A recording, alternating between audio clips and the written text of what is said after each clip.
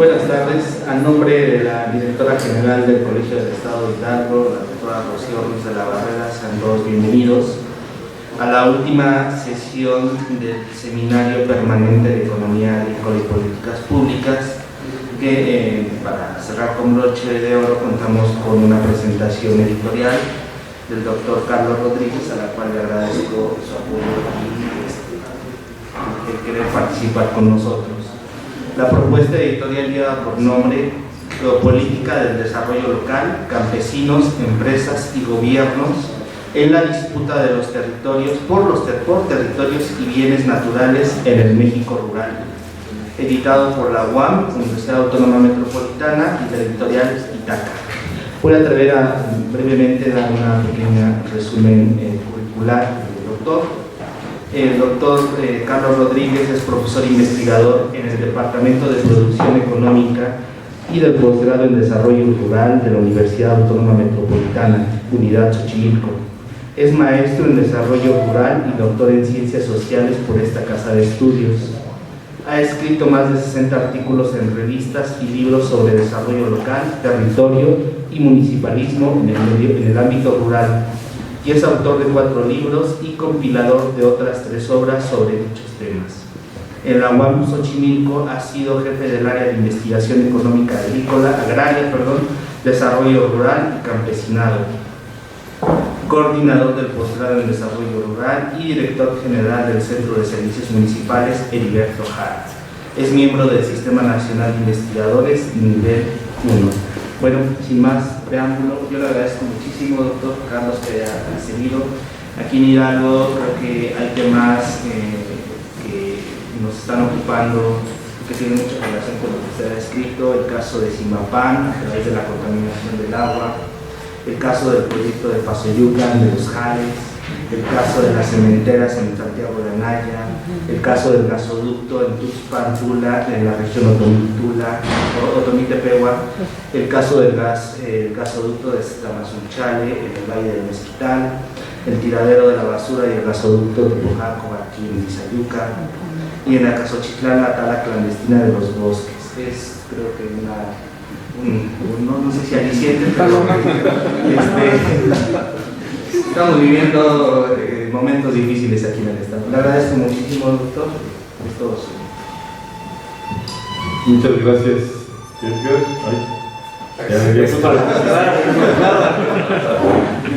Necesitamos, para animarnos, un chachachá por lo menos.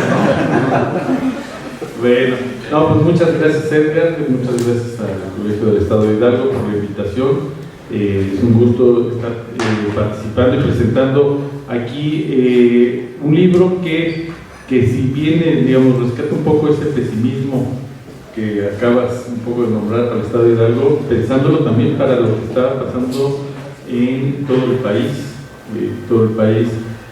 Hay una verdadera avalancha de proyectos extractivos que están reconfigurando, generando una serie de conflictos con comunidades principalmente campesinas y indígenas, aunque evidentemente hay también bastantes proyectos que se quieren impulsar en ciudades.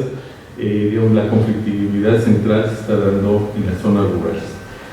Y pues, la idea, yo tenía un poco duda de cómo presentarlo, sabiendo que es parte de un seminario. Pues voy a tratar de hacer una presentación que combina algunos aspectos, no solamente de los contenidos que tiene el propio libro, sino también de algunos elementos conceptuales y metodológicos que sirven para analizar toda esta serie de conflictos, ¿no? Entiendo, ya llevan un buen rato con este seminario y ojalá aporte a esta discusión que han tenido, ¿verdad? Bueno, les voy a poner una primera foto, más o menos se ve, de 2 paisajes que expresan esta conflictividad que se vive en nuestro país. Por un lado es una comunidad en Guerrero, Cacahuatepec, una comunidad indígena, que tiene un patrón de poblamiento, que tiene un origen mesoamericano. las comunidades indígenas de nuestro país, pero también las campesinas, mantienen este patrón de poblamiento donde es a través de pequeñas localidades, pequeñas comunidades que van ocupando diferentes nichos ecológicos para tener una producción campesina que se adecua a ese ambiente en el que se desarrolla. Hay ciertos proyectos desde que llegó la invasión española que tratan de combatir esta forma de poblamiento de pequeñas localidades. Desde la época colonial hay una idea de que hay que juntar a la gente en pequeños centros urbanos, en pequeñas ciudades para tener mayor control de la población. Bueno, eso no ha podido ser. La Revolución Mexicana además generó casi 50,000 nuevos poblados.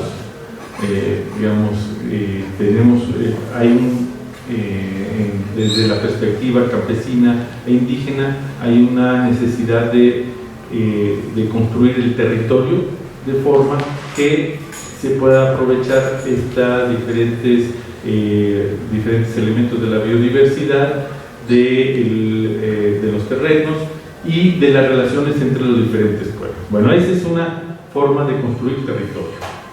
Otra forma es la que vemos al lado derecho, que es la que los grandes proyectos económicos de infraestructura y extractivos están impulsando cada vez de forma más agresiva en nuestro país. Es la mina de Mezcal, Filo y Bermeja, son dos minas que ya se unieron, que no son muy grandes, son casi 4,000 hectáreas de excavación a cielo abierto en Guerrero, muy cerca de donde está la otra comunidad. Y podemos observar otra forma de construir territorio, un territorio que lo que les interesa a las empresas es poder sacar los recursos naturales, los bienes naturales que están en esta geografía en el más corto plazo para poder obtener las mayores ganancias posibles. Es una lógica que en el libro denominamos una territorialidad capitalista, ¿no? Entonces, frente a una territorialidad campesina e indígena, se está confrontando cada vez más unas territorialidades capitalistas. Y bueno, yo les decía, a pesar de tantos años de políticas económicas, podemos verlo desde la época neoliberal, ¿verdad? Desde los 80, donde hay una descarada política gubernamental, y creo que es de los temas que hablan en el seminario de las políticas públicas. Bueno, ha habido desde, por lo menos, cada vez más evidente desde las épocas neoliberales, desde los años 80, políticas para desdibujar la producción campesina, para quitarles apoyos, todo el sistema de instituciones que gozaban o que habían logrado los pueblos, los ejidos y comunidades agrarias, fue desapareciendo poco a poco.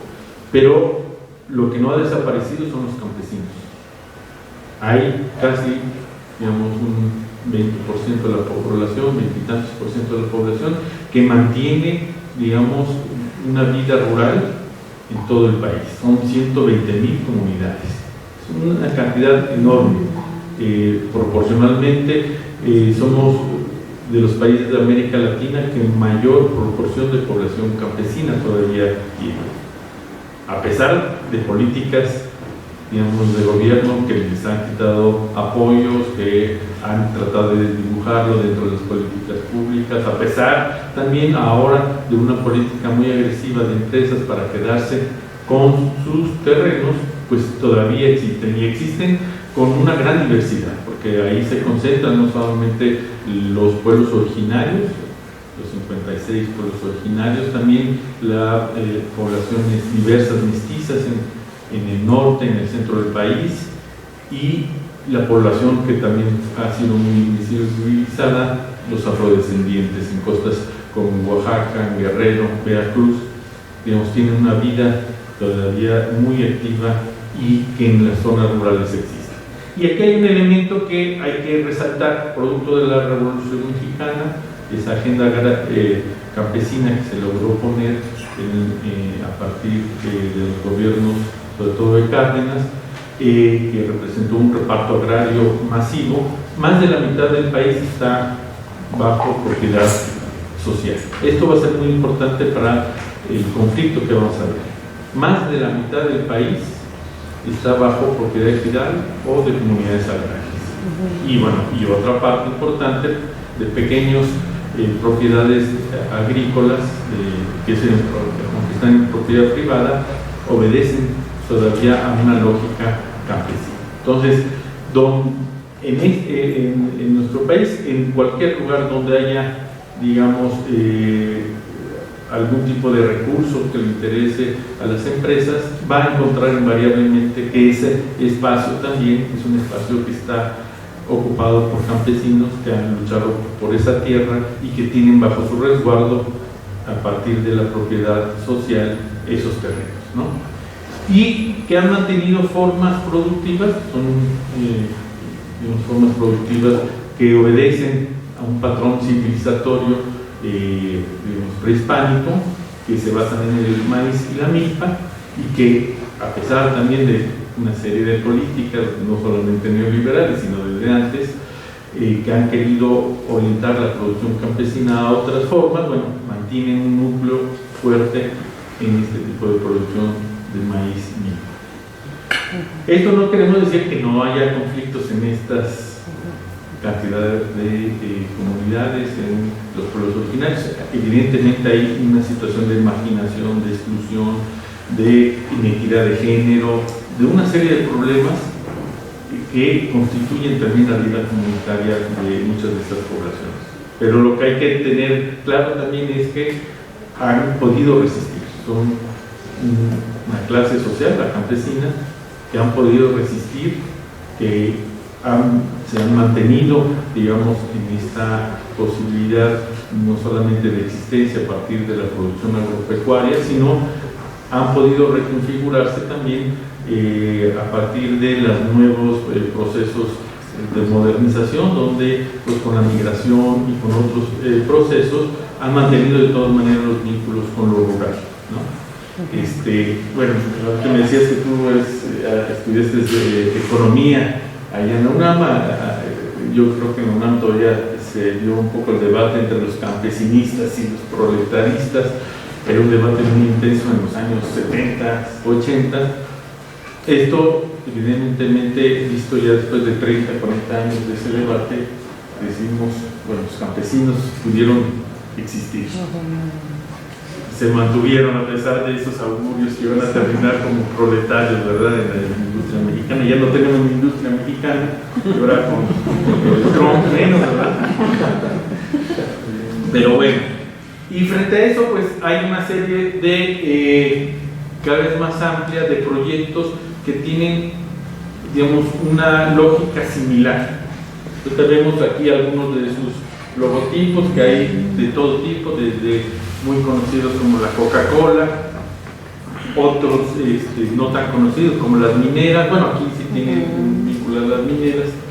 Otras de triste referencia, como las constructoras de megaproyectos, como OHL, la favorita de Peña Nieto, ¿verdad?, que pasó de ser una pequeña constructora española a ser una de las principales empresas que construyen los proyectos de infraestructura del país. ICA, que también creció siempre al amparo de los proyectos gubernamentales y que ha tenido problemas ahora porque pues, ya no es favorita del gobierno, entonces pues, se quedó sin ingresos, ¿verdad? Pero también vemos constructoras como Casas Geo, etcétera. Digamos, lo que tiene en común esta serie de empresas es que se basa en la apropiación de bienes naturales y territorios que están en manos campesinas, y que a partir de eso obtienen ingresos, y en muchos de los casos la mayor parte de sus ingresos a través de lo que llaman acumulación por desposesión o que yo en el texto hablo más bien de despojo para la acumulación.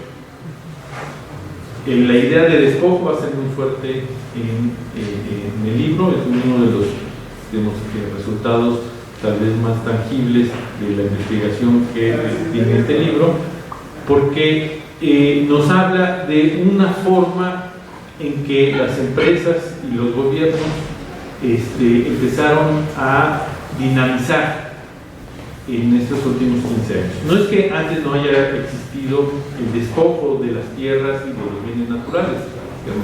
La conquista y la invasión española en nuestras tierras tenían esa misma lógica, que, bueno, desde Carlos Marx se hablaba de la acumulación primitiva originaria, ¿no? A partir de ese despojo a mansalva de los bienes naturales que había en estos territorios.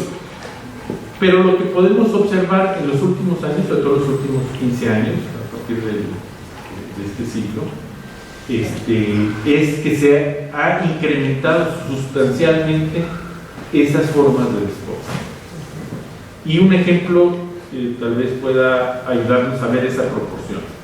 En los últimos 15 años, la extracción de oro y plata en nuestro país fue 8 veces mayor a la que se tuvo durante 300 años de colonia española. 8 veces más se extrajo oro y plata de lo que se trajo, se expropió hace, bueno, durante el periodo colonial. Bueno, se puede decir que pues ha habido hay una mayor tecnología, hay una serie de mecanismos para la explotación de estos recursos, pero nosotros podemos ver los mismos datos para el siglo XX y de todas maneras digamos, esa proporción de extracción de bienes naturales no se da.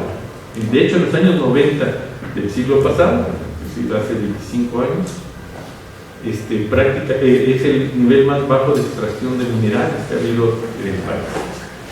Y ahorita lo vamos a platicar por qué.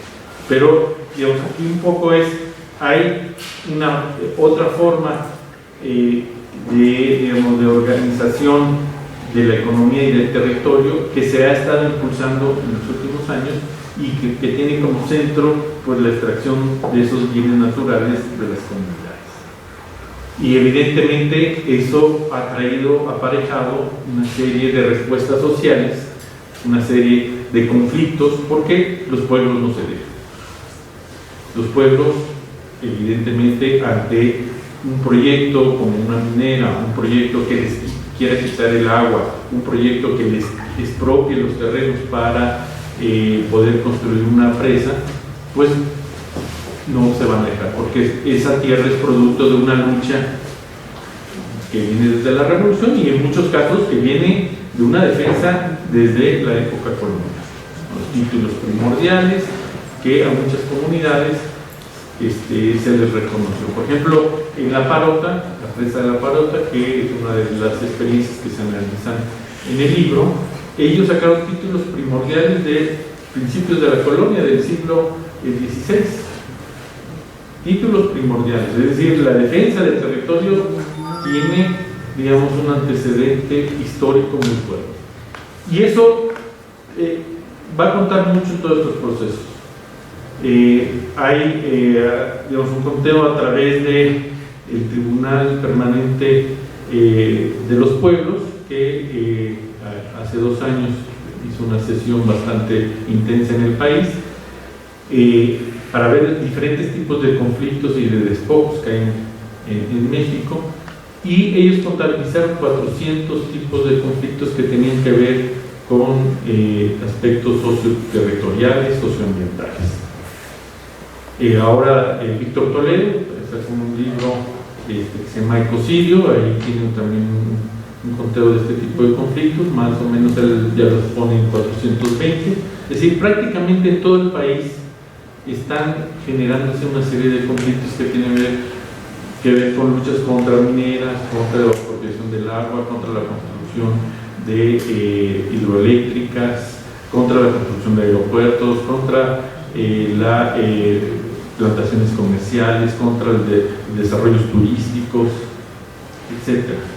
Y estos proyectos que están centrados entonces en quitarles el territorio a las poblaciones.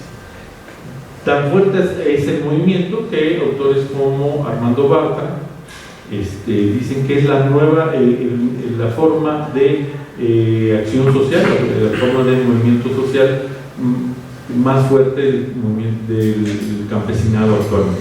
Ya las luchas campesinas no se basan necesariamente en la petición de precios, mejores precios de garantía, ya no se basan en mayor autonomía de sus organizaciones. El movimiento social emergente en el campo mexicano tiene que ver entonces con la defensa comunitaria del territorio por esta gran cantidad de conflictos.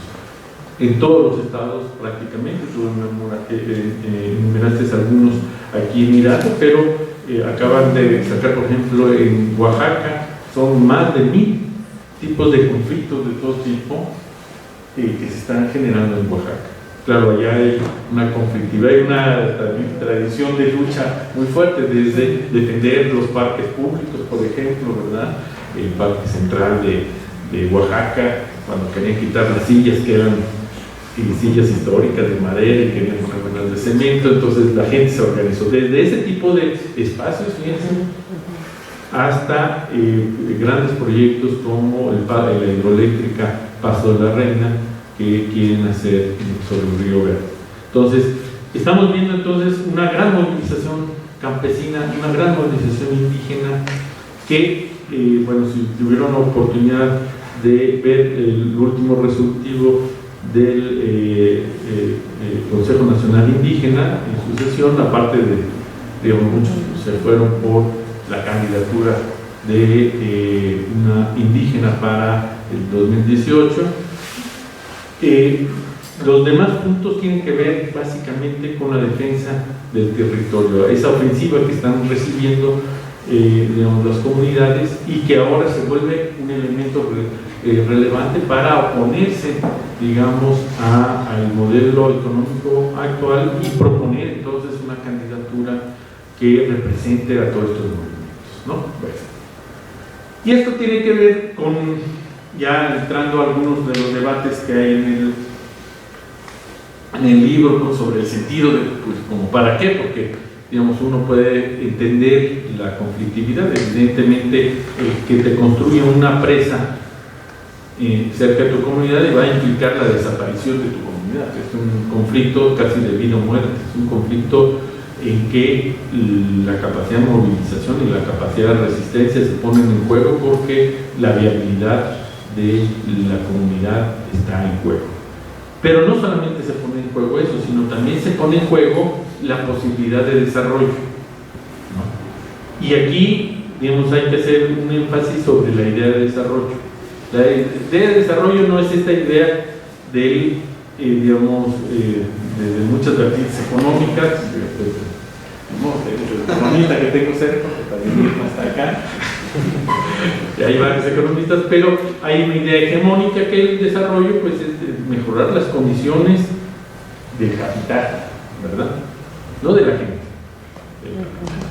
Bueno, entonces, por eso entendemos en este texto que hay una disputa por ese desarrollo entre lo que las comunidades, los pueblos, los actores sociales piensan que tiene que ser esa forma de económica productiva, esos mecanismos de reproducción social, esas formas de tomar decisiones que tienen los pueblos, las comunidades, frente a las que se quieren imponer. Es una disputa entre esas formas específicas. Y el resultado de ese es un estilo de desarrollo, ¿verdad? Hay una, digamos, aquí hay que poner en el centro que ese conflicto, esa disputa, y generalmente, bueno, el primero es constante, ¿no? El poder evitar que se construya un aeropuerto como el de Atenco posibilitó que se fortaleciera la producción campesina y las formas de organización comunitaria en Atenco por un rato, ¿verdad? Esa es una un resultado de ese estilo de desarrollo. Pero pocos años después, nuevamente viene el nuevo proyecto de aeropuerto. Y entonces ahora otra vez es la correlación de fuerzas para ver entonces cómo podemos disputar a ese modelo, a ese proyecto que se quiere imponer, formas diferentes. Muchas veces no se logra, ¿verdad? Tenemos en nuestro país una serie de grandes imposiciones, de formas de crecimiento urbano, por ejemplo, que poco a poco van absorbiendo las poblaciones campesinas. Bueno, aquí toda la entrada y la salida de la Ciudad de México hacia Pachuca, vemos ese crecimiento urbano desmedido, alejado de cualquier condición de vida, pero que para las empresas constructoras como Geo representa una forma de desarrollo para ellos, ¿verdad? Desarrollo para ellos, no para la gente. Entonces, bueno, así entendemos en el texto el desarrollo. Por eso es geopolítica del desarrollo local, porque lo que está en el centro es las posibilidades de existencia y de una vida que corresponda a las necesidades de la gente, frente a la imperiosa necesidad que tienen las empresas y los gobiernos de imponer otras formas de vida, ¿verdad? Y el territorio se pone como un elemento relevante para analizar eso. No nos metemos a analizar digamos, si es desde la clase social o desde las relaciones productivas solamente que se puede construir esta forma de desarrollo, sino decimos que un elemento central en la actualidad es el territorio, porque el territorio nos va a evidenciar esas formas de disputa que se están dando, la apropiación de este espacio, pero también digamos, resulta el territorio un elemento de análisis que está actualmente no solamente de moda, porque en la academia estamos muy vinculados a este tipo de debates, sino porque los propios movimientos y la propia realidad social nos están hablando de la importancia que tiene ahora el territorio, no entendido solamente como, digamos, ese espacio, ese receptáculo geográfico donde uno podría decir esta región económica es así porque así produce, sino como una forma en cómo la gente se apropia de sus espacios, que implica no solamente el espacio geográfico, sino también los elementos sociales, culturales y muy importantes de poder, ¿verdad? No hay territorio que no se estructure también a partir de las relaciones de poder, ¿no? Entonces el poder es un elemento de análisis muy importante cuando vemos territorio, y por eso vemos, digamos, en términos de los conflictos sociales, que el territorio nos va a estar ayudando a entender cómo está esa disputa, esos proyectos que están en confrontación. Y una idea que va muy pegada a la idea del territorio, que también tratamos en el libro, es la de territorialidad. Es decir, el territorio como esa forma de apropiación de ese espacio desde diferentes dimensiones, pero eso no está estático, está en confrontación, y entonces disputar ese territorio nos ayuda a entender cómo se construye la territorialidad, como ese proceso, que entonces nos ayuda a analizar el desarrollo, los estilos de desarrollo. Es decir, no vemos al territorio estático, sino como un proceso en construcción, y ese proceso de construcción nos va a ubicar los proyectos que están en disputa, la historia, los intereses, la correlación de fuerzas que se están expresando en ese territorio. Esa es la territorialidad, que fue muy importante para analizar muchos de estos procesos a partir entonces de la geopolítica del desarrollo local, que trata de conjuntar esta serie de conflictos que se establecen en el territorio, donde diferentes actores tratan de impulsar formas de lucha y apropiación o de imposición de proyectos que a unos excluye, pero que a otros les conviene. Bueno, ¿qué hicimos entonces a partir de este primer análisis, digamos, sobre estas categorías que nos sirvieron para entender un poco lo que estaba pasando en nuestro país? Primero, que había ciertos modelos donde esta forma de apropiación podía caracterizarse, podía ubicarse una serie de no solamente de actores, de empresas y de políticas públicas. Aquí hay muy interesante, porque cada forma de despojo de recursos está acompañada no solamente de esas empresas que vimos, sino una serie de políticas que favorecían ese despojo. Lo vamos a ver. Por ejemplo, el crecimiento urbano.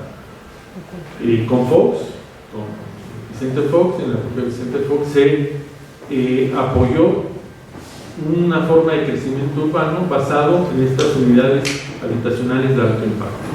Fox y Calderón.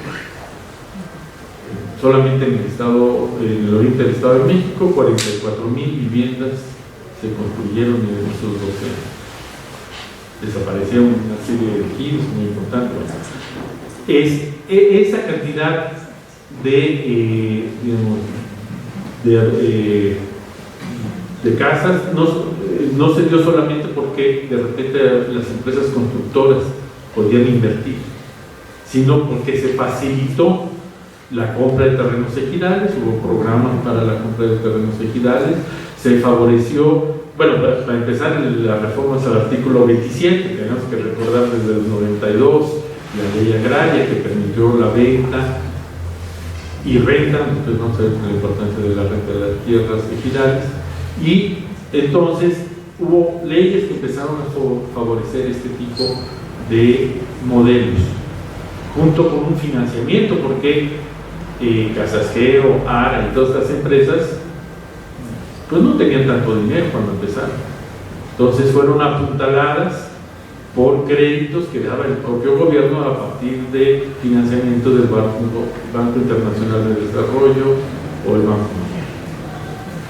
Es decir, por eso podemos hablar de ciertos modelos que funcionan a partir de formas de apropiarse del territorio, de generar ciertas ganancias y que tienen un marco legal y empresas involucradas. Eso pasa lo mismo cuando se analiza la minería, que también tiene una serie de legislaciones, de apoyos de empresas y de formas de actuar, los desarrollos turísticos de enclave, las plantaciones forestales, megaproyectos de obras de infraestructura, y ya no puse más porque no solamente podía entrar en depresión, porque falta el fracking, faltan los transgénicos y falta el control territorial de los grupos delincuenciales, ¿verdad? Y más de la genómica, un bien, digamos, un bien común a todos nosotros es el espacio radioeléctrico. El espacio radioeléctrico es un bien que nos pertenece a todos. Claro que nos pertenece, ni sabemos, ni los queremos utilizar, pero Telcel, las empresas de televisión y todos, ellos sí los aprovechan, ¿verdad? Ellos utilizan ese bien común que es de todos nosotros, pero por el cual no pagan o prácticamente no pagan ninguna retribución a nosotros ni al Estado, ¿verdad? Bueno, ese tipo de procesos no los incluí, pero ha habido ahora otros libros como el de las luchas por el bien común de Mina Lorena Navarro, Universidad de Puebla, que trabaja algunos de estos elementos. Armando Bartra también sacó un texto recientemente, se hace terreno Holanda, donde también se abordan estos otros formas de apropiación del territorio. Y aquí ponemos algunos ejemplos.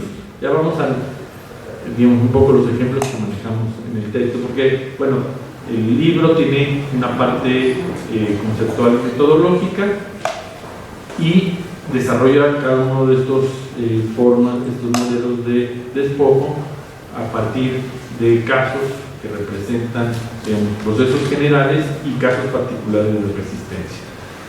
Aquí, por ejemplo, pongo el caso de los procesos de despojo de agua del modelo que tiene que ver con el crecimiento urbano. Y es un ejemplo de cómo esta necesidad de un elemento vital que es el agua puede volverse un gran negocio para las empresas. Y entonces vemos que la Ciudad de México, que está en el centro de este mapa, pues requiere y consume mucha agua, que la trae no solamente del sistema Cutzamala, que está ahí representado, sino también del sistema Lerma, cerca de la ciudad de Toluca. Y extraer esa agua, pues parecería, en los debates de los años 70, 60, cuando se empezaron a hacer evidentes los estragos que hacía esta extracción de agua de más de 100 kilómetros de distancia de la Ciudad de México, empezó a evidenciar también el despojo de las comunidades, porque el agua ¿de quién es? Uno es de la nación, dice la Constitución, ¿verdad? Pero la nación está dedicando parte importante de esa agua para el consumo de ciudades que digamos, a principios de este siglo empezó a ser concesionada a empresas transnacionales. La Ciudad de México está, una parte del sistema de agua potable de la Ciudad de México está concesionada a grandes empresas nacionales e internacionales del agua. Bueno, entonces ahí empieza uno a ver que esa agua que se le quita a ciertas comunidades después se vuelve negocio para ciertas empresas. Pero también el crecimiento urbano trajo aparejado en la zona oriente casos de estas unidades habitacionales. Yo les decía 44,000 viviendas, pero que las entregaban sin agua potable, ¿verdad? Porque son municipios que no tienen para construir una infraestructura de tal tamaño, Tapaluca, Chimalhuacán, etcétera, no tenían. Entonces se generaron una serie de empresas a partir de transporte de pipas que empezaron a controlar los pozos de agua de uso agrícola que se tenían en esa zona oriente, pasaron a ser parte de las empresas que se las vendían a su vez a Casas Geo, a los habitantes de las Casas Geo, Casa Sara, Salasi, toda esta serie.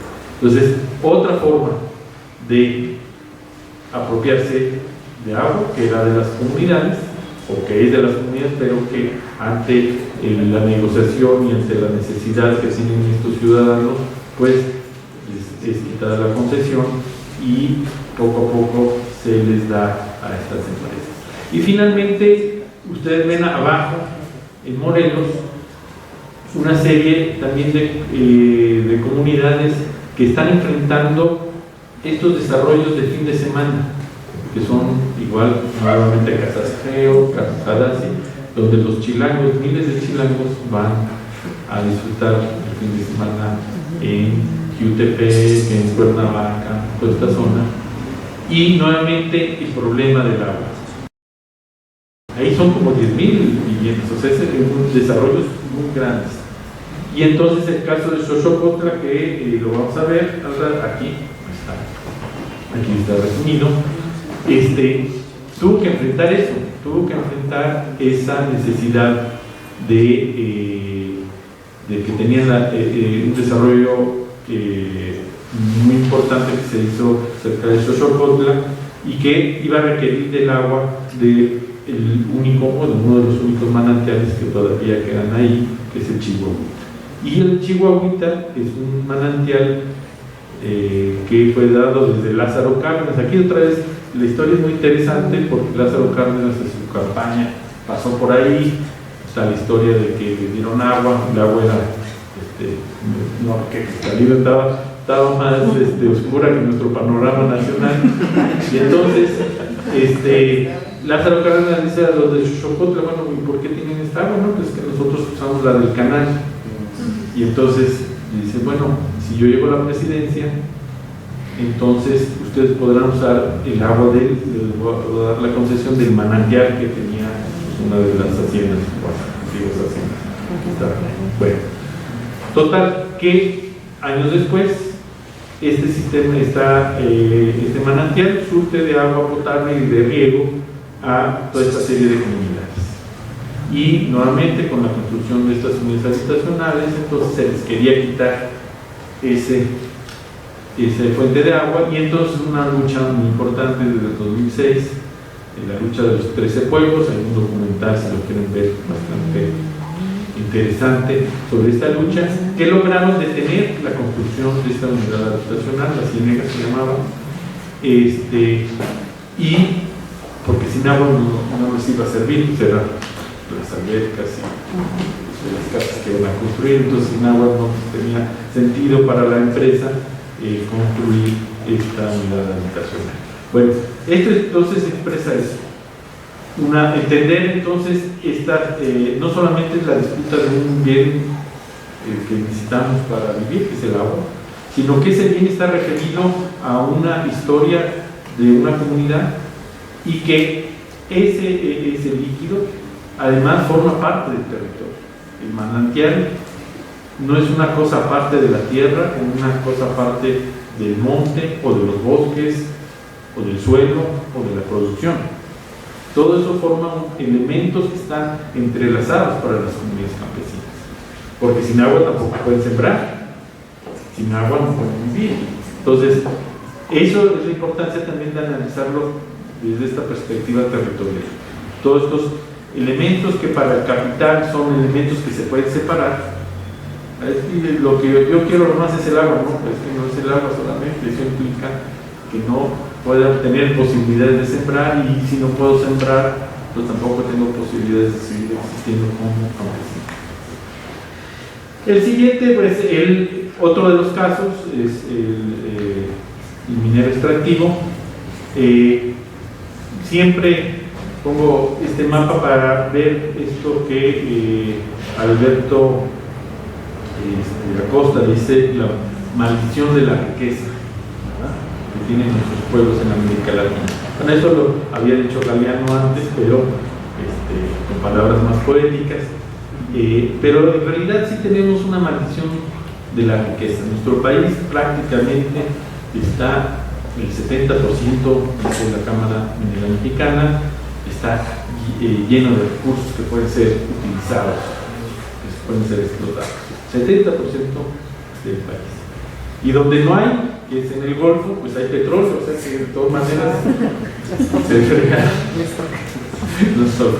Pero esa riqueza es nuestra maldición, la maldición para las comunidades, porque para sacar, sobre todo minerales, pues tiene que haber una extracción, además por lo que llaman la ley, bueno, aquí conocerán más esto, la cantidad de mineral que tiene un yacimiento.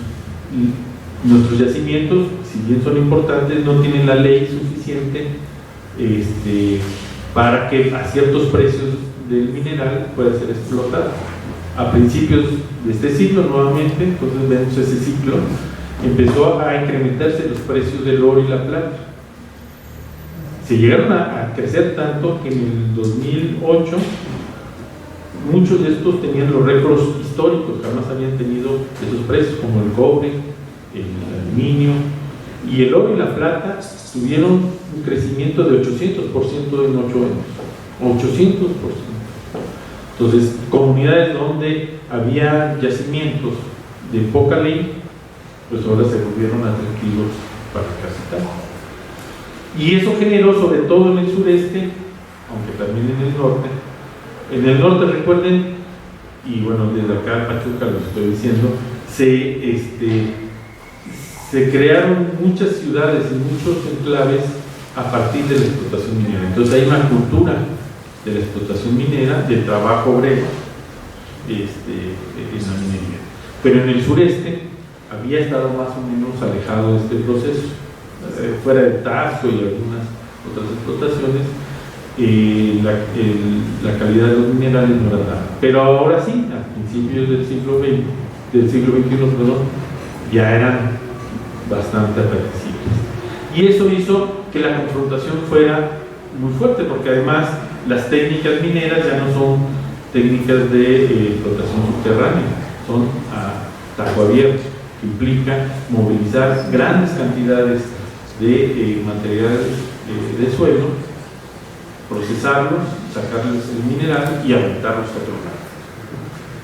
Esto para cualquier comunidad es la muerte, porque tienen que desplazar, la tienen que sacar de ahí, ¿no?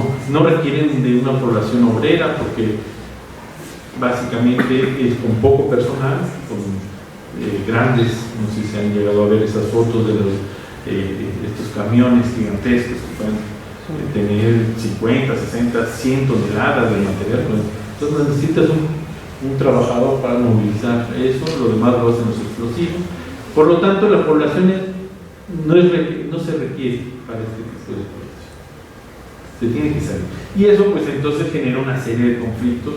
Ha habido en nuestro país, hay un observatorio de conflictos mineros de América Latina. México es el que tiene más conflictos de todo América Latina, casi está ahorita en 38 conflictos documentados, y casi todos referidos al sureste, aunque hay también muchos en el norte.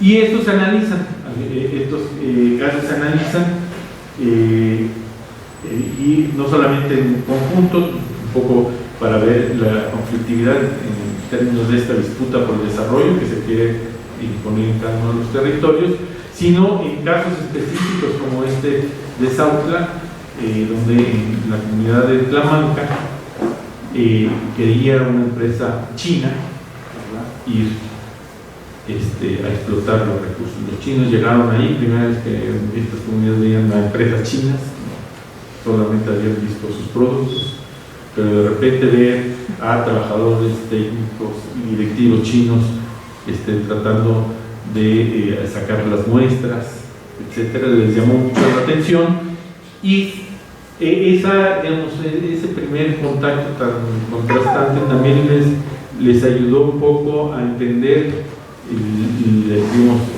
conflicto que se avecinaba, entender que el hacer una mina a cielo abierto iba a destruir el único río que pasa en la región, que los 33 comunidades que están en el municipio iban a ser afectadas de una u otra manera. Entonces se movilizaron las 33 comunidades y llegaron a la cabecera Sautla, agarraron al presidente municipal, agarraron a los directivos chinos y los pusieron en el banquillo de los acusados, ¿no? Y entonces obligaron a los chinos primero a firmar que se iban a ir, y al municipio, desde el municipal tuvo que decidir que era un municipio libre de minería. Digamos, de esa magnitud, en un lugar donde tradicionalmente la movilización campesina había pasado desapercibida. De hecho, allí es propiedad privada, casi todo. En general, la Sierra Norte de Puebla, donde hay estos movimientos, es propiedad privada. Tuvimos una estrategia que desde el aeropuerto de Juárez establecieron las comunidades para que se les reconocieran sus territorios, pero acá, a pesar, digamos, de tener esa forma de propiedad, la gente se organizó, logró expulsar a la minería. Hay un video fantástico donde los chinos quieren decirle a los campesinos que por qué, que sí, que hubiera minera, dice, mucho dinero hay ahí. Y la gente se reía, y bueno, las bromas que se hacen en este tipo de... Pero bueno, bueno, hay esos casos. Y tal vez un último ejemplo de este tipo de procesos tiene que ver con los desarrollos turísticos de enclaves, otra actividad sumamente agresiva, porque evidentemente donde se va a poner un desarrollo turístico no puede haber población campesina. Es decir, poner un gran desarrollo resort, estos de gran turismo, pues requiere el control del paisaje, porque el paisaje es lo que cuenta ahí, ¿no? Entonces requiere las fuentes de agua para poder abastecer los campos de golf, para abastecer la industria hotelera, para además este tipo de enclaves turísticos, digamos, los hoteles es una parte, pero viene incorporado el desarrollo de aeropuertos, centros comerciales, de carreteras, es decir, son también obras de infraestructura de gran impacto y también un gran negocio para cada una de estas empresas.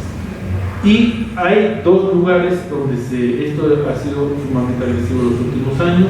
Uno es la península de Baja California, tanto la parte norte y la del sur, y el Caribe mexicano, de Quintana Roo, pero también Yucatán y Campeche. Son 80 proyectos que se quieren desarrollar, nuevos proyectos que se quieren desarrollar en los últimos años. Y nosotros vemos aquí algunos de los que se quieren poner en Baja California Sur. Realmente es impactante ver lo que implica este tipo de desarrollo. Porque, nuevamente, lo que les decía, bajo esos suelos son de propiedad ejidal o de pescadores, ¿no? Aquí, digamos, se juntan también un sector que es de los sectores más excluidos del país, que son las comunidades pesqueras, porque muchas de ellas no estuvieron en el reparto agrario. Ellas formaron comunidades donde podían tener mejores condiciones de pesca en la zona federal, los 50 metros que le corresponde a partir de la playa, y nunca tuvieron propiedad de la tierra. Entonces, por ejemplo, en Sonora, que ha pasado mucho esto, llegan las empresas desarrolladoras turísticas, compran los terrenos que son de alguien, o crean un ejido o lo que sea, pero las comunidades pesqueras que no tenían propiedad se tienen que ir, y esas ya no tienen a dónde ir. Bueno, aquí también se junta, bueno, que hay muchas comunidades originarias también, que allá les llaman tribus en el norte, los Tucapás, que también están siendo desplazados de sus lugares originarios. Entonces, se conjugan los proyectos turísticos de una forma muy agresiva de despojo. Y hay otra más que es, digamos, sobre todo en las zonas cercanas a las ciudades como La Paz o Los Cabos, donde el acceso a la playa cada vez es más restringido, aunque la playa es de todos, ¿verdad? El desarrollo turístico de ese tipo se basa en el control de ese territorio. Entonces, muchos conflictos son con ciudadanos que dicen, bueno, tenemos también que tener derecho a entrar a la playa, y de repente entonces cercan todo esto y ya no podemos ingresar. Entonces, toda esta serie de conflictos, a partir del análisis de proyectos turísticos, los podemos ver. Desarrollamos uno que es de Cabo Pulmo, que fue muy interesante porque no solamente iba a desaparecer una pequeña comunidad de Cabo Pulmo, que son ejidatarios, no tienen más de 100 habitantes elegidos, sino que iba a impactar fuertemente en una reserva natural, el Parque Nacional de Cabo Pulmo, que es uno de los más importantes, sobre todo no solamente por la biodiversidad terrestre, sino la biodiversidad marina que cobija. Ahí en medio, casi en medio, querían hacer el desarrollo turístico, ya tenían todos los permisos de la Semarnat, tenían todo, un ejido ya había logrado vender su parte, y ahí van a hacer el gran desarrollo, 25,000 cuartos de hotel, casi lo que tenía Cancún en su primera etapa inicial antes de que creciera la Riviera Maya. Iba a ser evidentemente una destrucción no solamente de la pequeña comunidad pesquera campesina de Cabo Pulmo, sino de la reserva natural, porque el agua que se requería iba a ser extraída de los mantos acuíferos que alimentan la reserva natural, y los manglares y diferentes especies marinas iban a ser afectadas.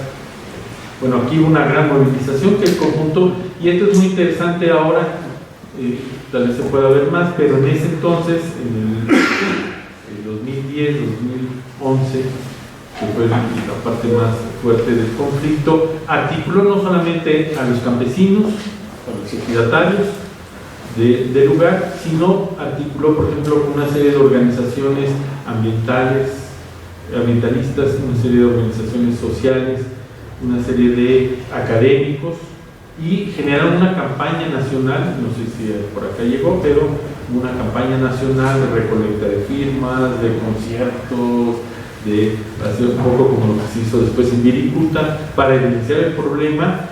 Y bueno, Greenpeace, que ustedes saben que es muy creativo en sus formas de protesta, una vez se subió al asta en el Zócalo de la Ciudad de México y luego salieron Cabo Pulmo, después no pudieron estar en el Palacio Nacional, los corrieron, pero se fueron enfrente y también en un acto pusieron una gran bandera desde Cabo Pulmo, etcétera, se dio mucha visibilidad.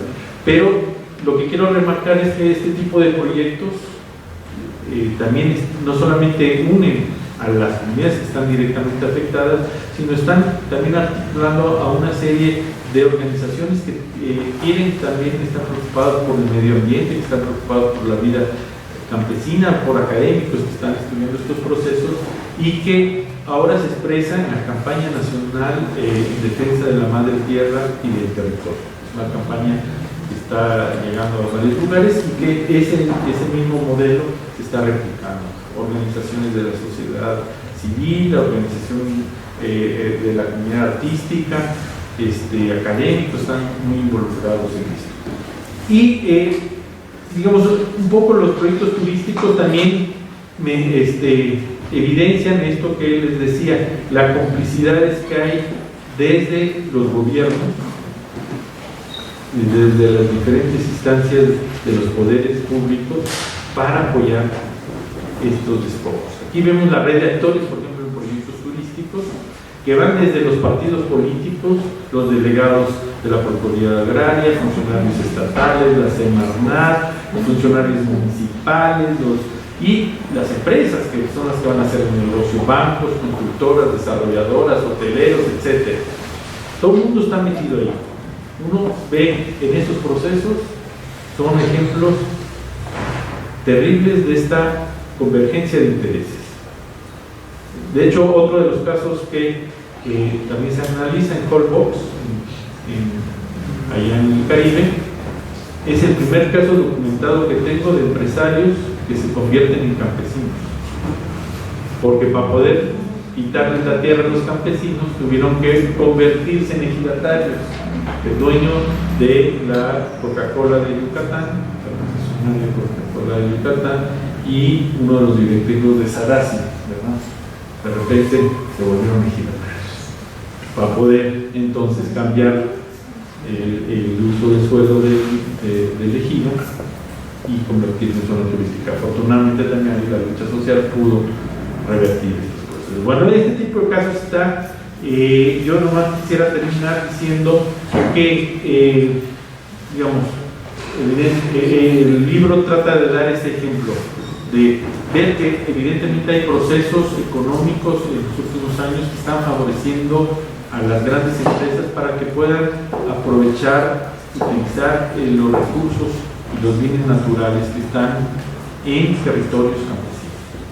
La minería, el agua, el uso del suelo, la renta de las tierras, están favorecidas a partir de leyes y políticas públicas para que las empresas puedan tener.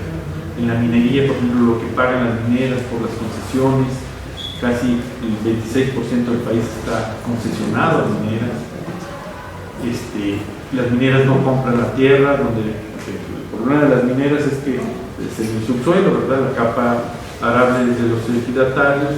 Bueno, las leyes favorecen para que tengan prioridad las mineras sobre la actividad campesina y que además no les compren porque les rentan la tierra, porque las empresas no requieren esa tierra, la van a destruir, se van a ir en 10, 15 años, entonces les rentan la tierra. Lo mismo pasa con las explotaciones forestales, lo mismo está pasando con otros procesos donde ya el despojo es a nivel de que les rentan la tierra.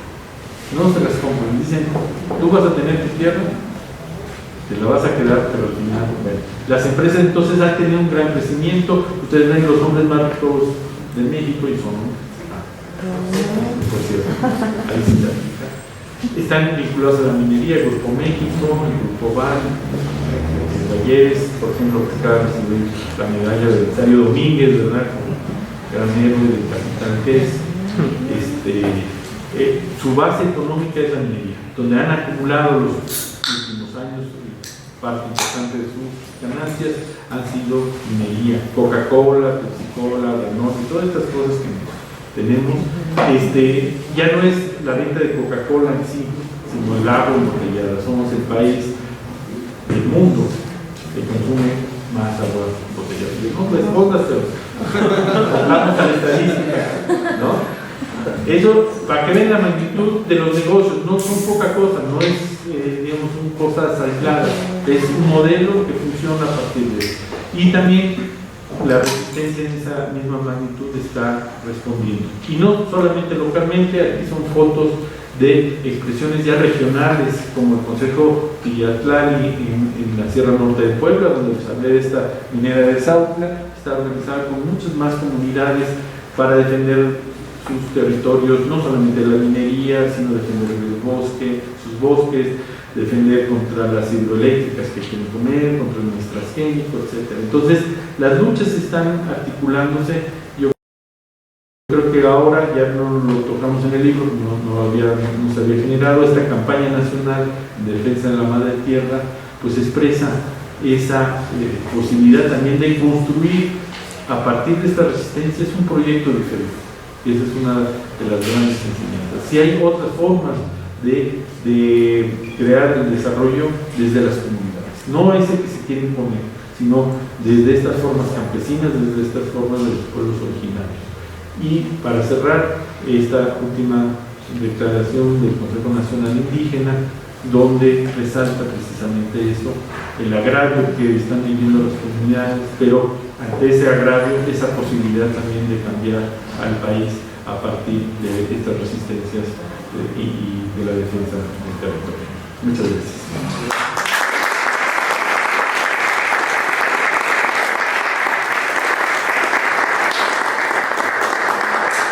Agradezco al doctor Carton. Abrimos una sesión, preguntas, ¿cómo las seguidas?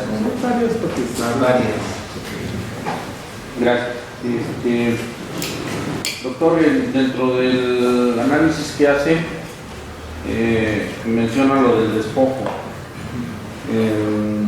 La nueva ley agraria, que es del 92, entonces no ayudó en nada con su programa Procede.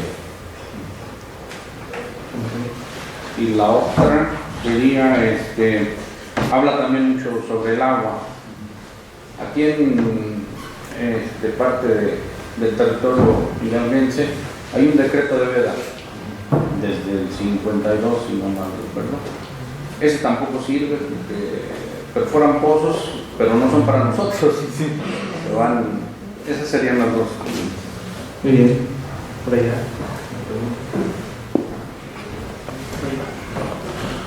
¿Conoces el caso de minera Autlán en la Sierra de Orlando? Sí, lo conoces. Sí. He leído eso, no lo trato en el libro directamente, pero conozco el caso. Mira, es que soy un poco por allá de la región y ya hay este grupo de resistencia en contra de esas actividades porque es minería a cielo abierto, no necesitan excavar nada y sí se están llevando mucho, usando todas estas cosas que yo creo que has comentado, lamentablemente no puedo llegar, pero denme el libro. ¿Qué traen? Es que yo me acerqué a los organizadores de la resistencia y quisiera yo llevarles uno. Perfecto. Muchas gracias. ¿Una otra pregunta? Bueno, cuando tú hablas, Carlos, de estos estilos de desarrollo, ¿no? Hablas de estilos de desarrollo y que ha habido un estilo muy concreto que es este estilo de un proceso de acumulación de capital como más intenso. Decías antes, las luchas campesinas eran: reconóceme mi organización, requiero programas que salgan de programas públicos específicos para hacer crecer el campo, etc. Hoy las luchas son: no te lleves mis recursos, déjame seguir trabajando mi tierra, no la privatización, no la quiero vender. O sea, estamos como agarrándonos a lo último que nos queda como grupos sociales campesinos. Hay una situación, yo lo veo como hidalguense, ¿no? Que somos muchos pueblos originarios, ¿no? Pueblos prehispánicos, donde hay hablando de la territorialidad, ¿no? Se ha ido destruyendo esa convivencia social, pacífica, armónica que existía entre los pueblos originarios. No sé, en Hidalgo, por ejemplo, estoy pensando en los años 70, aún se hacían obra social, gestiones sociales entre varios pueblos. Hoy estamos los pueblos disgregados, dispersados, como, pues sí, ¿no? De alguna manera separados. Hoy este tipo de proyectos amenazan no solamente la cuestión territorial, no solamente la tierra en sí, sino formas de convivencia, identidades, ¿no? Como abarcan toda esta parte de la vida cotidiana. Y desgraciadamente estamos tan vulnerables por la pobreza en la que vivimos, que la gente piensa que un proyecto de esos puede estar generando desarrollo porque está generando empleos, ¿no? Sin ver que un proyecto de esa magnitud está más bien desarticulando a una comunidad, o sea, desarticulando no solamente en la parte, en el área económica, sino en el área identitaria, ¿no? En el área cultural, etcétera. Entonces, ¿por qué? Yo digo, me pregunto, ¿por qué los pueblos no se dan cuenta de que les están dando como esa parte tan pequeña cuando son grupos con grandes inversiones y realmente el derrame o la derrama hacia las comunidades es muy, muy poquita? No cambian las condiciones de vida de los trabajadores, por ejemplo, de los mineros, de los obreros que van a trabajar en esas fábricas o en esos complejos turísticos, etcétera. ¿Cuál sería por ahí como tu valoración? A lo mejor más sociológica, ¿no? Porque estoy pidiendo algo que, ¿no? Pero ¿por qué sucede eso? Muy bien. Bueno, yo estudio la parte de crecimiento urbano en Mumbai y Tizayuca, lo que mencionaba hace un rato. En este lugar pues se dio la pulverización de ejidos, de 400 ejidatarios ahora quedan 20. Entonces yo creo que esa resistencia en los primeros años no, se manejó, ¿no? En el 2004, pero ahora ya la pulverización del ejido pues ya no da esa resistencia, ¿no? Incluso la gente quizás esté anestesiada, no ve, no concientiza ante la necesidad de la tierra. ¿Qué hacer cuando no existe esta conciencia y cuando ya la mancha urbana pues acabó con la propiedad, ¿no? Ahora, ¿qué otra alternativa tienen los que antes eran productores? Muy bien. Compañero, y vamos con Carlos. Sí, bueno, nada más me pregunta. En tu libro, por ejemplo, abordas el tema porque en teoría, bueno, los ejidatarios ya son personas muy mayores. Los ejidatarios difícilmente luchan a esa edad.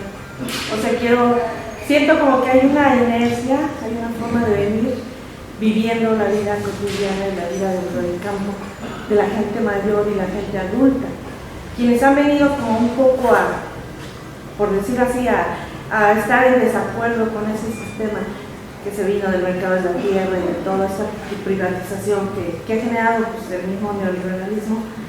Lo estudias un poco esa parte generacional, porque son como los hijos, ¿no? Los que vienen como a defender, porque nuestros adultos mayores son ejidatarios. Es esa parte muy importante, ¿no? Que es difícil que un ejidatario de esa edad pueda ver más allá. Más bien, como ya ven que el tiempo se viene generando, venden la tierra, la rentan, o quizá ya sienten que es su última oportunidad de vivir bien. Una cosa así se da, yo creo también, ¿no? Muy bien. Carlos. A mí me llamó mucho la atención de la resistencia de estos pueblos originarios, de estos campesinos, y me preguntaría, ¿cuál es el pronóstico? ¿Cuál es el pronóstico real? ¿No? El pronóstico. Eso no la contesto. Me gustaría que nos aportara un poquito sobre la minera Atlán, cuál es la perspectiva de este grupo de resistencia y qué es lo que aparentemente sería lo que están generando, como decía Alicia, de dinero, de recursos, o cómo lo han ido integrando. Nos aportara un poquito la idea. Y bueno, hay un elemento que no se ha mencionado, que es la migración del campo a la ciudad. Creo que es un factor muy importante que debilita que estos grupos realmente puedan tener esta cohesión y protección hacia su territorio. O sea, igual, ¿en qué medida esto influye a que se pierda el interés y que de, no sé, 200 personas que puedan pelear por el territorio se queden con un pequeño porcentaje, ¿no? Esta falta de identidad regional a su territorio por parte de las generaciones más jóvenes, y como mencionaba, ¿no? Son los campesinos de avanzada edad que se quedan en el territorio pues a defender lo poco que tienen. El tema la migración campo-ciudad creo que es muy importante en estos procesos de defensa de su territorio. Carlos, yo tengo una pregunta. Ante este panorama, ¿cuál sería la propuesta de desarrollo de las comunidades? ¿Cómo podríamos, o con qué políticas, o con qué los mismos ejidatarios pueden proponer una visión de desarrollo diferente? Bueno, son bastantitas. Pero voy a tratar de entrelazar algunas. Sobre el procede y el decreto de Vera, yo lo trato con un concepto que es muy polémico, a ver si sale igual acá, que es la gobernanza del despojo. Así le pongo. Es decir, las leyes, la acción pública del gobierno y el ejercicio del poder público han estado para favorecer este tipo de inversiones y de ganancias que tienen las empresas. Por lo tanto, procede, evidentemente, fue una política gubernamental que promovió en los ejidos y comunidades agrarias que pudiera pasar a dominio pleno y de esa manera privatizar en las tierras de propiedad social. Se enfrentó mucha resistencia. La idea, y esto siempre va a ser en todos estos procesos, ¿no? Hay comunidades que aceptaron así porque ya lo que querían era tener la propiedad de la tierra, y otras que no. Al final, el 27% de los ejidos no aceptaron el procede, y ahora con el FANAR están queriendo todavía hacerlo, pero hay una resistencia, digamos, de las comunidades importante. Otros dicen que lo aceptamos, pero bajo nuestras condiciones, no se vende. De hecho, el balance que se hace del 2002 al 2007, perdón, del 92 al 2007, que es el censo ejidal, es que aumentó la propiedad social. No solamente no se privatizó y se vendió a particulares, sino que muchos se les reconoció tierras que habían estado en trámites burocráticos, y al final hubo un 8% más de giros. Y las ventas a privados solamente representaron el 3%. Es decir, donde hay venta, básicamente es entre propios ejidatarios, y solamente en estas zonas, sobre todo las zonas periurbanas, es donde se ha vendido con mayor facilidad los ejidos. Entonces, una es la política de querer privatizar, y la otra es la resistencia que nos habla también de que sí, hay contradicciones, pero que aunque la gran parte de los ejidatarios tengan en promedio 62 años de edad, y que los jóvenes estén saliendo, pues todavía hay una base campesina que de una u otra manera trata de conservar la tierra, ¿no? Entonces,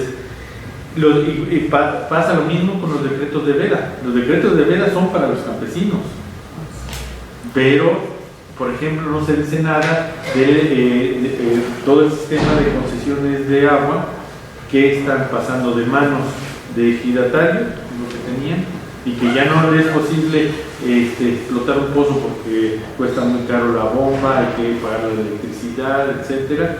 Pasa eso que es de uso agrícola, pasa a una empresa, Casas Geo, Casas Sadasi, muy clásico, y lo convierten a uso habitacional o a uso industrial, como las mineras.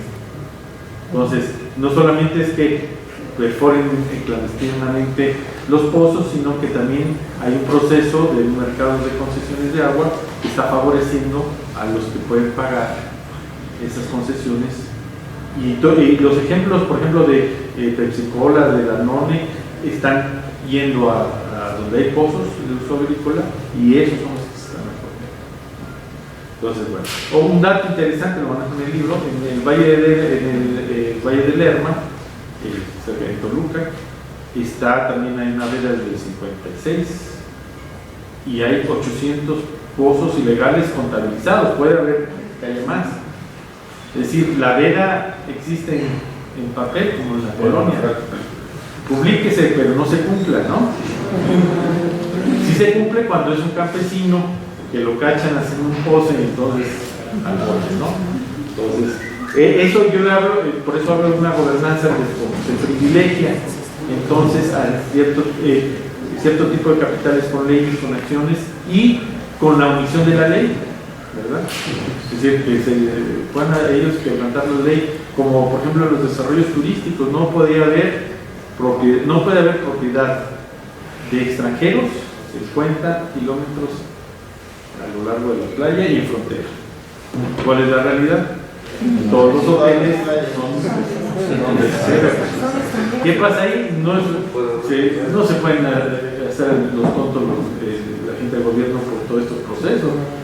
Tienen que inventar un vericueto, que comicios, que coinversión, que no sé qué. Pero el hecho es que la propiedad está bajo manos extranjeras. Entonces, bueno, eso es un poco para... De la mina de Molango, bueno, hay que resaltar que es la mina más grande de América Latina de extracción de magnesio, ¿no? Manganeso, perdón. Eso, y le da una... no solamente es, en ese sentido, es importante por ser la más grande, sino estratégica, porque eso se necesita para el acero, ¿no? Y para las aleaciones de acero, y entonces se vuelve fundamental. Hay un estudio que salió de una organización que se llama Género y Medio Ambiente, que toma 4 casos sobre minería y género, impactos en la población desde una perspectiva de género.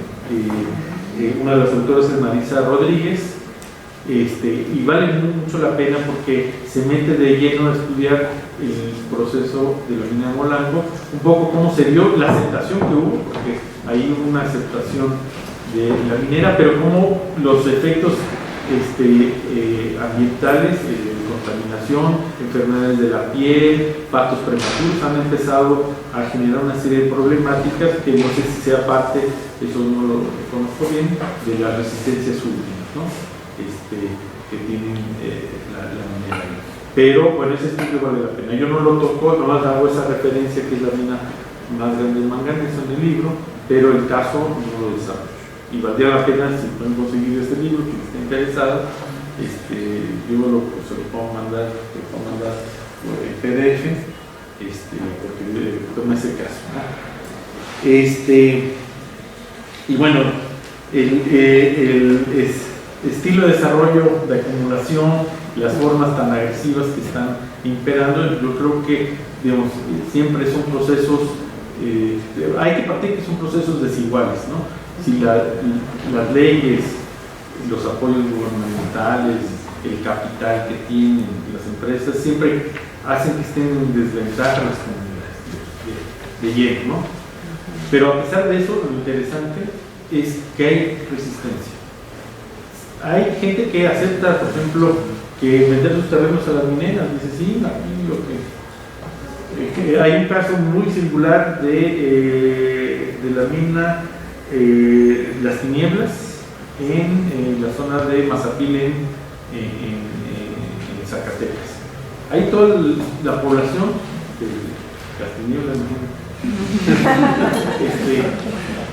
vendió a Slim, a Minera Suiza, y solamente dos señores grandes, por cierto, dijeron que no me sale, y Slim no ha podido construir, impulsar el desarrollo, que no se han salido las 2 personas que están en el centro del pueblo. Bueno, uno, don Beto, conocido, murió el año pasado, ya queda su hija, ahí otro. Pero es interesante ese tipo de resistencia. No necesariamente es que todos estén de acuerdo. Bueno, una parte no está de acuerdo, también tienen derecho. Es lo que Porto González habla del derecho a la reexistencia, de la posibilidad de existir, de volver a existir ante estos tipos de proyectos. Ese derecho que tienen todos a tener un proyecto, y aquí un poco meto la idea del proyecto campesino. O sea, lo que está de fondo es no solamente resistes porque es ante tu forma de vida que va a ser destruida, tú resistes como puedes, ¿no? Te organizas, luchas, paras en la carretera, hacemos un palacio municipal, pero de fondo es que hay una otra alternativa de vida, porque si no, entonces no hubiera, en estas luchas ha habido más de una decena de asesinatos de gente que está defendiendo el agua, que está en contra de las presas, que está en contra de la minera. O sea, se juega muchas veces en estas luchas la vida. Presos políticos, la mayor cantidad de presos políticos ahora son vinculados a la lucha por la defensa de la tierra, los yaquis, en las presas de Jalisco, etc. Siempre en estos procesos hay detenidos políticos. Bueno, en Atenco se vio muy claramente, ¿no? Entonces, hay un proyecto que se quiere defender, un proyecto que tiene que ver con la vida campesina, con seguir sembrando, seguir intercambiando de forma diferente, de seguir optando por tener la posibilidad de que se decida en su territorio. Es muy importante. ¿Qué hacer? Es la idea de la autonomía. Ahora ya no está tan de moda, pero es la idea de la autonomía. Poder producir, poder decidir, poder comercializar a mejores precios, a tener un lugar donde vivir dignamente. Es el buen vivir que ahora se ha querido meter por muchas cosas, pero es otra forma, no es esta vida de la modernidad donde tienes acceso a centros comerciales, no, es otra forma. Si no te explicas, por ejemplo, en Cuetzala, que querían poner un Walmart y la gente se organizó para sacar el Walmart, ¿no? En otros lugares sí dicen, no, vamos a hacer comercial, pero de repente ahí, ¿por qué no? ¿Qué es lo que está de fondo? Y está de fondo organizaciones campesinas ya muy consolidadas, cooperativas, que tienen no solamente vínculos a la producción, sino están también metidas en cuestiones de salud, de educación, de vivienda, de una región donde se puede producir cosas como el café o la miel, que dan para vivir, pero también puedes mantener la producción de la miel. Eso tal vez es lo que estoy dejando. Entonces ese tipo de luchas que no solamente dicen no a Walmart, no porque sean necios y rejeros, sino porque hay un producto detrás que los campesinos quieren mantenerlo. Donde también, por ejemplo, el papel de la mujer, yo creo que es uno de los elementos que sale, no solamente la cuestión de edad, que es importante, ¿verdad?, sino también el papel que están teniendo en todos estos procesos las mujeres, porque todavía las ejidatarias son una minoría en todo el país. Hay algunos donde el 15, 10% ya es mucho. Pero en estas luchas son las mujeres las que encabezan la resistencia, son las que están en las movilizaciones, son las que mantienen los plantones, etc. Entonces también hay una crítica no solamente, digamos, a la cuestión de la relación de jóvenes adultos y mayores, sino al papel que tienen las mujeres. Y las mujeres entonces están luchando por su territorio porque quieren también ser ejidatarias, que se les reconoce, que puedan decidir en las asambleas ejidales, que puedan decidir qué hacer en su comunidad, que se les, pues es una lucha también de derechos de género, ¿no? Entonces digo, hay muchas cosas. La realidad es siempre muy conflictiva en esta correlación muy difícil. Entonces en ciertas experiencias aparecen estos elementos con mucha fuerza que te permiten organizarte y movilizarte, donde antes parecería que no tuviera posibilidades. Mónica, que estudia la presa de Zapotillo, de Macapulín, es una población que tenía muchos migrantes, a propósito de la pregunta de migrantes, muchos, gente grande ya. Quieren hacer, pero lo están construyendo, pero lograron que no inundaran el pueblo. Los 105 metros que iba a tener la presa, lograron bajar a 80 y tantos. Entonces no se iba a inundar el pueblo.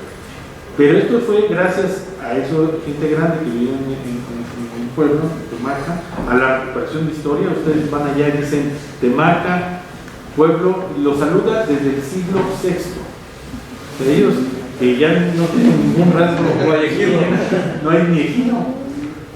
Se reivindican como comunidad originaria desde el siglo VI y dicen, este es nuestro territorio. pero un papel fundamental lo tuvieron lo que ahora se llaman los hijos ausentes. Son los migrantes, los que están en Guadalajara, están en Monterrey, son los que mandan pues, la cooperación para la resistencia, son los que difunden la problemática en las redes en Estados Unidos, y son los que cuando hay una marcha van y apoyan, se pasan por Guadalajara, etc. Entonces, los migrantes, la migración evidentemente ha transformado la realidad de los pueblos, pero también la migración, como se ve en Oaxaca, como se ve en Chiapas ahora, en Michoacán, también está aportando desde otras formas. Y esto nos habla de comunidades que tienen una gran capacidad de resistir, de plantearse sus formas de existencia, ¿no? Esa posibilidad de que pues, la gente... Yo acabo de ir a un proyecto minero allá en Coahuila, donde tampoco había ejidatarios jóvenes, eran pura gente grande, pero cuando la minera les empezó a querer comprar y los excluyó de la renta, porque ahí querían pactar la renta de las sierritas en el ejido, el precio de renta al final les dijeron que no y que de todas maneras tenían derecho a explotar la minera. Empezaron a llamar a los ejidatarios, que muchos ya hasta se habían muerto, entonces ubicaron donde estaban los hijos, y empezaron a ver una migración al revés. Gente de que está en Guerrero, en Nayarit, en Estados Unidos, regresó. Se volvieron nuevamente ejidatarios, no sabían ya ni sembrar la tierra. Pero es interesante cómo este tipo de procesos también llaman, donde menos lo esperas. Entonces, sí hay, digamos, por eso es interesante verlo desde esta óptica también territorial, porque entonces no solo son los ejidatarios que tienen el poder, sino también las mujeres que, aunque no tienen derecho a la tierra, son las que mantienen, digamos, la vida en los hogares y en las comunidades, y son los jóvenes que, aunque están fuera, regresan cuando digamos, son necesarios o apoyan desde sus lugares, o como pasa mucho en los proyectos en Oaxaca, que pues, estuvieron en Estados Unidos, regresan y son los que ya están instalando las redes de computación y telefonía, los procesos de telefonía rural alternativa, las radios comunitarias. Entonces son puros chavos que te hablan en inglés, que te manejan todas las tecnologías, pero que están regresando y están también posibilitando. Yo quisiera decir que, bueno, en términos de pronóstico, pues uno, después de todas estas elecciones, uno no siempre dice que gane uno y pues pasa otro. Lo de Colombia, ¿verdad? Que iba a votar la paz y nadie iba a esperar que ganara la guerra, ¿verdad? Entonces, este tipo de cosas, piensa que los escenarios uno nunca sabe, los escenarios políticos, ¿no? Pero Brodel decía esto de los procesos de larga duración, de mediana duración, de corto. Tal vez políticamente los escenarios son muy difíciles de prever, ¿no? Si lo que se requiere además es un cambio de políticas, un cambio de partidos, un cambio de relaciones de poder en el país, o lo que se quiere es quitar el modelo económico, o lo que se quiere transformar en todo caso es elementos culturales que se pueden transformar. Lo que sí, por eso decía lo del debate entre los campesinistas y proletaristas, según ese debate, pues, a estas alturas los partidos no deberían haber y siguen existiendo, y son los que están movilizando al país, porque fueron indígenas los que en los años 90 modificaron la agenda nacional, pusieron a los indígenas como un elemento fundamental para la construcción del país. Principios de este siglo, el movimiento El Campo No Aguanta Más replanteó las políticas públicas y habló de esa existencia de un campesinado de todo tipo y de todo tipo de opciones políticas, pero que existía. Y ahora el movimiento en defensa del territorio nos puede hablar de eso. Y tal vez yo no creo que sea lo último eslabón, yo creo que es parte de esas otras posibilidades que se están concluyendo. Y que de una u otra manera la historia de nuestro país está muy vinculada a esas luchas, la Revolución Mexicana es una expresión clara de esa agenda campesina, y yo creo que en términos de escenario lo que puedo decir es que los campesinos seguirán existiendo y mostrándonos los cambios. Y bueno, traigo algunos libros, por si quieren Comercial de libros, ¿Y qué costo tiene? Tiene 250. Tienen descuento en la UAM, digamos, a pesar de que somos universidad pública, los libros son caros, son 350. Conseguí que es un precio de estudiante más o menos.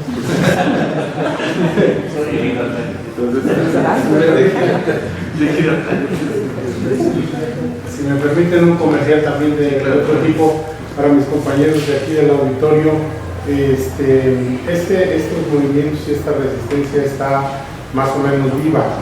Yo quisiera recomendarles, no sé si alguien conoce la estación 105.5 Radio Guayacocotla, la voz de los campesinos. Es una magnífica opción para estar al tanto de todas estas cuestiones, porque los campesinos sí están preocupados por el fracking, por las semillas transgénicas, por la minería a cielo abierto. De hecho, yo escuché la convocatoria en esta estación y me fui para allá, y si alguien quiere seguir investigando y abonando en este sentido, la localidad se llama Xalamelco, con X, Xalamelco, ellos lo pronuncian con S, Xalamelco, está en el municipio de Xochicoatlán, y ahí están organizando todas estas cuestiones. Bueno, muchísimas gracias. Bueno, pasaremos a la venta de libros, y yo les recomiendo, no sin antes agradecerle nuevamente al doctor Carlos Rodríguez.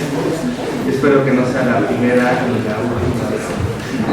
Ojalá nos podamos trabajar en las cosas. Muchas gracias. Gracias a todos ustedes.